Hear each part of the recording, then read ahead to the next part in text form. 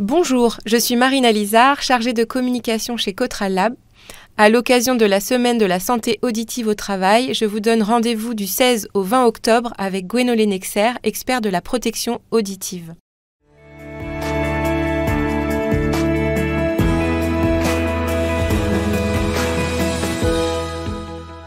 Bonjour Gwenolé.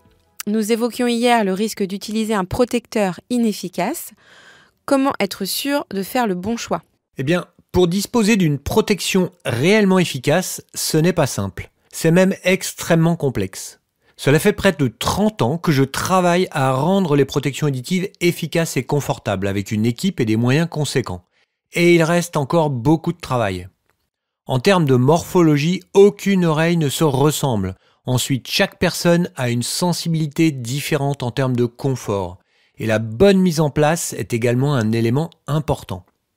En ce qui concerne les bouchons sur mesure, les technologies ont énormément progressé sur ces 10 dernières années. Aujourd'hui, les meilleures protections auditives sont fabriquées grâce à des procédés numériques, scanner 3D, modelage sur ordinateur, imprimante 3D, etc. Les investissements sont très lourds, la technologie évolue très rapidement, nécessitant des changements continuels. La fabrication manuelle est abandonnée petit à petit par les fabricants car elle ne permettait pas une fiabilité suffisante. Une protection sur mesure en silicone fabriquée manuellement, c'est une efficacité d'environ 70%. Quand le numérique, pour celui qui le maîtrise, c'est plus de 95%. Mais il faut des années pour bien maîtriser ces nouvelles technologies. Tu évoques les bouchons sur mesure, mais qu'en est-il des bouchons standards ? Alors, on peut se rassurer avec le sur-mesure, en se disant que les bouchons standards sont très loin de ces résultats. Les deux principaux fabricants de bouchons standards ne s'en cachent pas puisqu'ils indiquent que pour l'un, 40% des ouvriers ne sont pas correctement protégés par leur protection auditive, car elle n'est pas sélectionnée et utilisée correctement, et pour l'autre, qui est encore plus alarmant, que 98% des utilisateurs ne mettent pas correctement en place leur bouchon anti-bruit. L'étude de l'INRS que j'évoquais hier indique qu'un bouchon en mousse, par exemple, aurait une perte moyenne de 22 décibels par rapport à ce qui est annoncé. Impressionnant. Oui, ça veut dire que plus de la moitié des salariés équipés des bouchons standards ne seraient pas correctement protégés. Pas parce que les bouchons ne sont pas efficaces, mais il y a deux causes principales pour lesquelles ce type de bouchon est souvent inefficace. La première est qu'il est souvent mal choisi. Il conviendrait de tester pour chaque salarié différents bouchons pour trouver celui qui est adapté. Le diamètre d'un conduit auditif peut varier de 3 à 15 mm, avec 1 ou 2 coudes que le bouchon devra franchir sans se plier.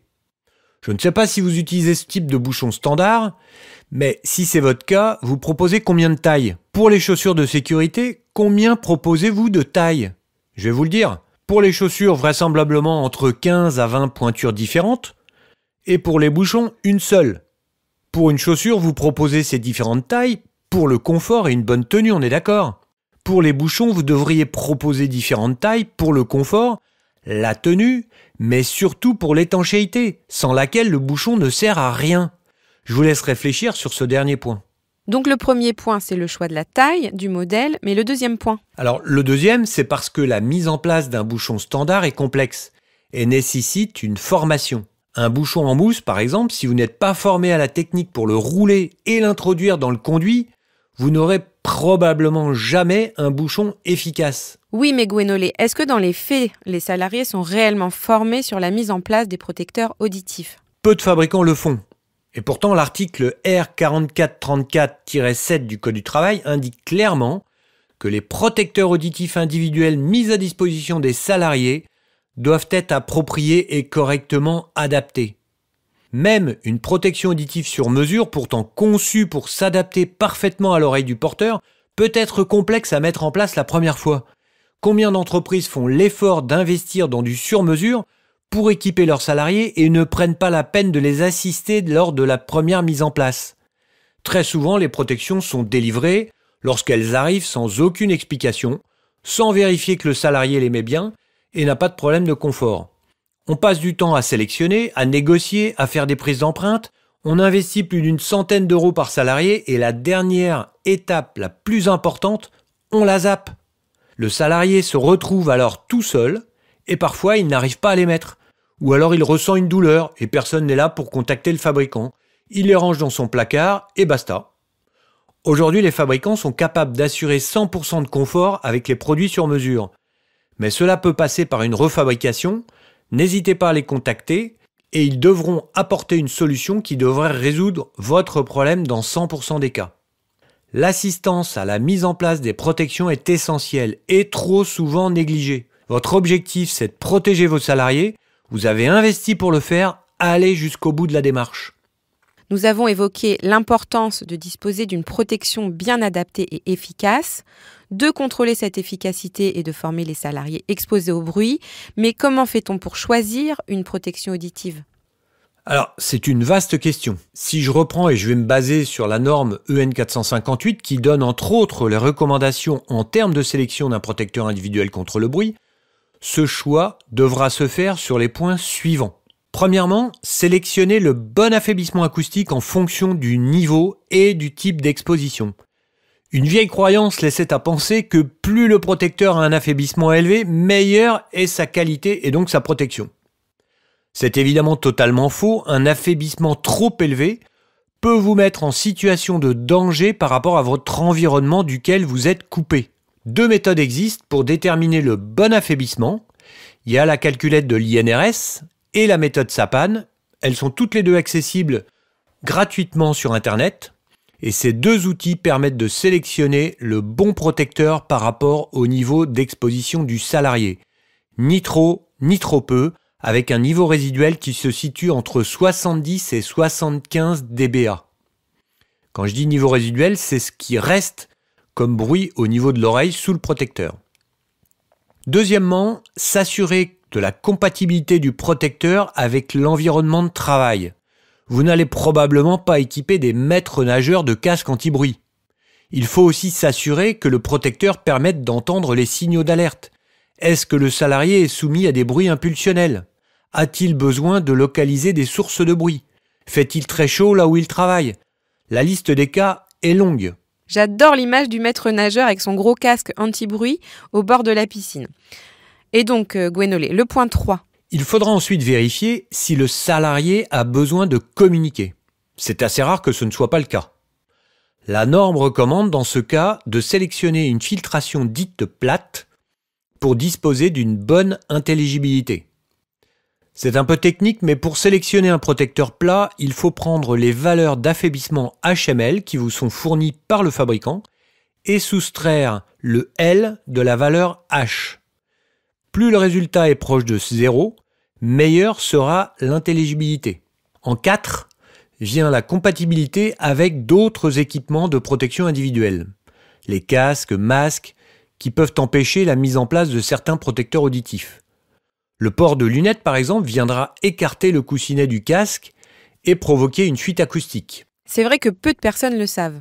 En 5, il faudra regarder ensuite la façon dont le protecteur sera utilisé et les particularités de chaque protecteur.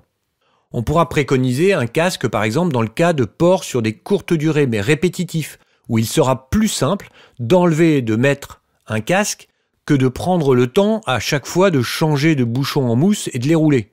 Si le besoin de communiquer à distance existe, il conviendra de choisir un protecteur communicant pour pouvoir le connecter directement à sa radio ou son téléphone.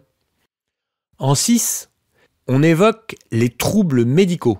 Quelqu'un qui souffre par exemple d'eczéma dans le conduit auditif se verra prescrire un casque. Les sujets avec des difficultés d'audition devront être pris en compte. Le dernier point, le 7, vient ensuite le confort et la facilité de mise en place, crucial si on souhaite que le protecteur soit porté. Mais Gwenolé, tu n'évoques pas le prix et pourtant c'est un point important dans la sélection d'un produit. Alors, c'est vrai que le prix est important, mais il n'est pas évoqué dans la norme. En ce qui concerne le prix, je suis parfois perturbé lorsque j'entends parler d'appels d'offres dans lesquels la répartition pour le choix final est la suivante. Partie technique 40%, partie financière 60%. Chaque entreprise doit bien évidemment faire attention à ses dépenses. Mais l'important lors du choix d'un protecteur auditif n'est-il pas avant tout de s'assurer que le salarié dispose d'un protecteur qui le protège efficacement et qu'il porte en permanence ? Je ne parlerai pas ici des extrêmes, ces entreprises qui se contentent de mettre à disposition une boîte de bouchons jetable dans un coin de l'atelier que personne ou presque n'utilise. En termes de coût, c'est génial. pas de temps à y passer, quelques euros par mois suffisent à dire qu'on protège ses salariés. Alors ça existe vraiment des entreprises comme ça? Je n'en connais pas personnellement, mais je suis sûr que oui. Non, je préfère évoquer ici les entreprises qui vont faire le choix d'un protecteur et pour lequel elles veulent l'assurance que celui-ci protégera efficacement leurs salariés. Il conviendra de respecter les 7 points qu'on a évoqués précédemment. Le prix ne viendra qu'ensuite. Puisque l'on parle d'argent, il ne faut pas oublier que l'entreprise est seule responsable de la surdité d'un salarié. En cas de surdité déclarée, c'est près de 100 000 euros que l'entreprise devra décaisser immédiatement. Vous devrez prouver que vous vous êtes assuré d'avoir choisi le produit le plus adapté, le plus sûr, d'avoir formé vos salariés, d'avoir contrôlé qu'ils étaient bien protégés en mesurant l'efficacité du protecteur. Votre fabricant est là pour vous conseiller, mais c'est vous seul qui êtes responsable. Et la formation serait donc fortement conseillée. Alors elle n'est pas que conseillée, elle est même obligatoire. Très bien Gwenolé, je vous propose d'aborder la formation et les risques du bruit dans notre épisode de demain. À demain!